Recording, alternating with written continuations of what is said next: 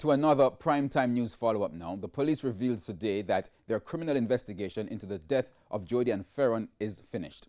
Some of the details were provided at a press briefing today. Kirk Wright has that story. On Wednesday, when asked for an update on the Jodian Fearon case, Prime Minister Andrew Holness said he was not at liberty to say much.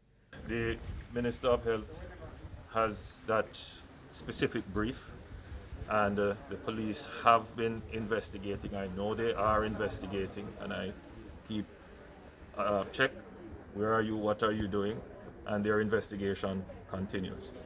You will bear in mind that I also have to be careful how I make statements and intervene in terms, publicly on these issues. But yes, I keep watch on what is happening, and I get briefs. But on Thursday, during a press conference held by the Jamaica Constabulary Force, Deputy Commissioner of Police Fitz Bailey elaborated on the investigation. Total of 20 statements have been recorded in the Jodian Fearon matter.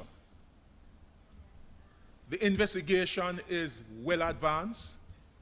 Significant amount of evidence have been secured, and we're at a stage where the file is now being prepared for submission to the offices of the Director of Public Prosecution for their advice. In the meantime, Jodian's family is still awaiting the result of the autopsy that was done over a month ago.